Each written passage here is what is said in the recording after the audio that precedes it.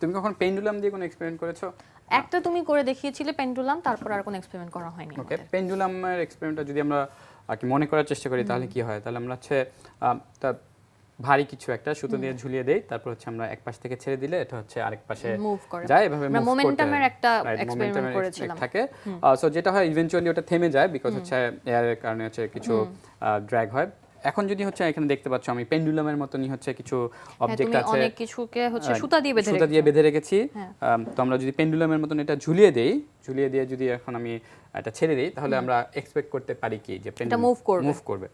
কিন্তু আজকে আমরা যে এক্সপেরিমেন্টটা করব সেটা আসলে একটু ইন্টারেস্টিং। আমরা দেখব যে আসলে পেন্ডুলামের মতন হচ্ছে ওরকম করবে না, শুরুতেই করবে না, পরবর্তীতে হয়তো আস্তে আস্তে একসময় করবে। ঠিক আছে। তো এখানে যেটা দেখতে পাচ্ছ এটা আসলে ম্যাগনেট। আচ্ছা, ওকে। সো আমরা যেটা করব যে ম্যাগনেটটাকে আমরা একটা পেরেকের সাথে ম্যাগনেট অ্যাটাচ করার, মানে নরমালি যেহেতু আমাদের ম্যাগনেটটা বাঁধতে একটু কষ্ট হবে সুতো দিয়ে, আমরা এই কারণে হচ্ছে পেরেকটাতে আমরা সহজেই সুতা লাগাতে পারি, এই কারণে হচ্ছে আমরা এটা করেছি। একটুর জন্য থরের হ্যামার হয়ে যায় না।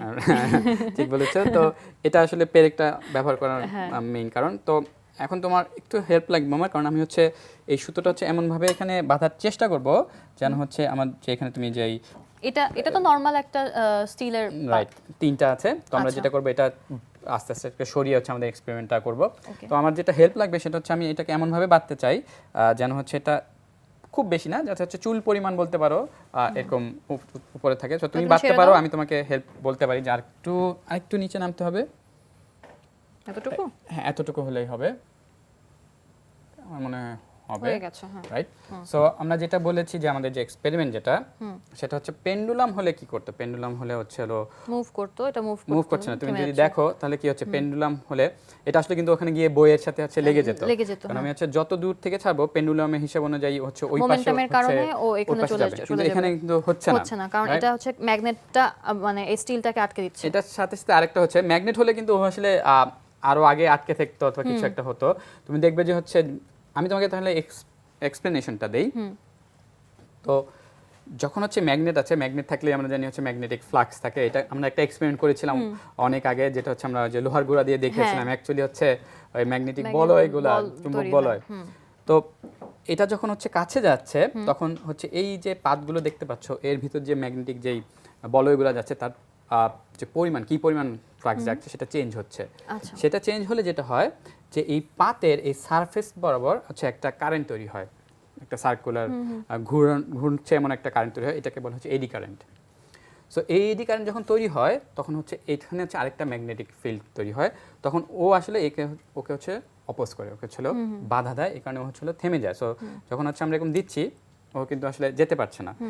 তো এই একটা পাত যদি আমরা সরিয়ে নেই তাহলে যেটা হবে যে এই এডি কারেন্ট যেটা আমরা বলছি তৈরি হচ্ছে, এটা পরিমাণ আসলে কমে যাবে। আমরা যদি দেখি এখন একটু বেশি মুভ করছে। হ্যাঁ, রাইট। তুমি দেখবে যে এখন হচ্ছে অনেকটা ভিতরে আসছে, অনেকটা ভিতরে যাচ্ছে, আগের থেকে ওদিকে যাচ্ছে এবং ঘুরছে, রাইট। এখন যদি আমরা আরো কমাই তখন তুমি দেখবে যে হচ্ছে এটা আরো আসলে মুভ করছে। এখন হচ্ছে অবস্টাকেলে চলে গেছে, প্রায় হচ্ছে পেন্ডুলামের মতো বিহেভ করছে। সো আমরা যদি এটাকে একদম সরিয়ে দেই তাহলে এটা একদম নরমাল রেগুলার পেন্ডুলাম হয়ে গেছে। কারণ এখন আমাদের এই এডি কারেন্টের যে প্রেজেন্সটা সেটা নেই।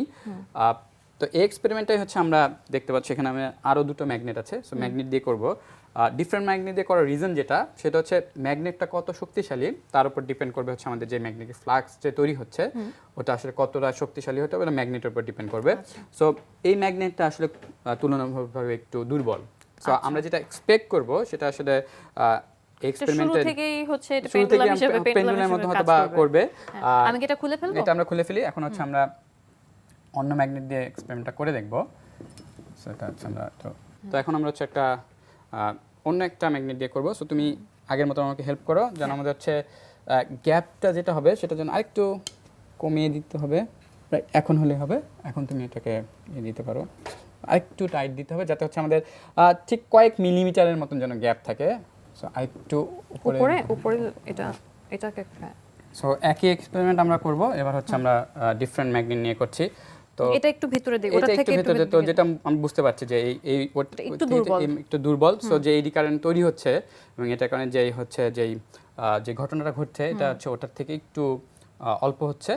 তো আমরা যেটা বুঝতে পারছি আগের মতন যদি আমরা হচ্ছে আস্তে আস্তে করে একটা একটা করে কমাই তাহলে এডি কারেন্টও কমে যাবে এবং হচ্ছে আমাদের এক্সপেরিমেন্টে ওটা দেখতে পারবো। এখন হচ্ছে আমরা ফাইনালি হচ্ছে আমাদের যেই দুর্বল, যেটা আমরা যেটাকে একদম দুর্বল বলে ঘোষণা দিয়েছি সেই দুর্বলটাকে দিয়ে দেখবো। আরেকটা জিনিস খেয়াল রাখতে হবে, এই দুটো ম্যাগনেট আমরা একটু দূরে রাখবো কারণ হচ্ছে দুটো ম্যাগনেট হচ্ছে অনেক শক্তিশালী, আমরা দুটোকে একটু আলাদা করে রাখি। তো আমাদের ফাইনাল যে এক্সপেরিমেন্ট, সো এটা আমরা করি। সো এটাকে হচ্ছে আমরা এরকম ম্যাগনেটিক ফ্লাক্সটা আসলে ইম্পর্টেন্ট। আমরা যদি এটা দেখি এটা আসলে একদমই কাজ করছে না, কারণ হচ্ছে ওর ম্যাগনেটিক যে ফোর্স অথবা ম্যাগনেটিক যে ফ্লাক্স তৈরি হচ্ছে সেটা খুবই কম। এই কারণে হচ্ছে এডি কারেন্টের ইফেক্টের কারণে যেটা আমরা দেখছিলাম যে এখানে হচ্ছিল এসে স্টপ হয়ে যাচ্ছিল, ওর ক্ষেত্রে আসলে এটা হচ্ছে না, কারণ হচ্ছে ওর ম্যাগনেটিক যে ফ্লাক্স আছে সেটা আসলে এখানে এডি কারেন্ট তৈরি করার জন্য যথেষ্ট না। সো এই কারণে হচ্ছে আমাদের এক্সপেরিমেন্ট একদম দেখে মনে হচ্ছে কাজই করছে না। সো এই জন্য এটা দেখানোর একটা কারণ যেটা সেটা হচ্ছে যদি আমরা বলেছি ম্যাগনেট দিয়ে আমরা এক্সপেরিমেন্টটা করব, পাশাপাশি আমাদের খেয়াল রাখতে হবে যে ম্যাগনেট যেটা আমরা ব্যবহার করছি এটার জন্য একটা শক্তিশালী এবং এখানে একটা দেখার বিষয় হচ্ছে যে তিনটা ম্যাগনেটের ভিতরে আমি যদি আলাদা করে দেখাই, এই তিনটা ম্যাগনেটের ভিতরে সবচেয়ে বড় সাইজ হচ্ছে ওটা, কিন্তু সবচেয়ে কম শক্তিশালীও হচ্ছে ওটা। সুতরাং ম্যাগনেট বড় মানেই যে শক্তিশালী, যা দিয়ে তৈরি করা হয় ম্যাগনেটটা কিভাবে তৈরি করা হচ্ছে এটা আসলে ইম্পর্টেন্ট, যে ম্যাগনেটটা কতটা শক্তিশালী হবে সেটা মানে ম্যাগনেট বড় মানে এটা শক্তিশালী এটা ভাবার কোনো কারণ নাই। একদম ছোট ম্যাগনেটও হচ্ছে অনেক বেশি পাওয়ারফুল হতে পারে। ঠিক বলেছো। এখন বিকাশ অ্যাপে পাবেন দেশের প্রথম ডিজিটাল লোন।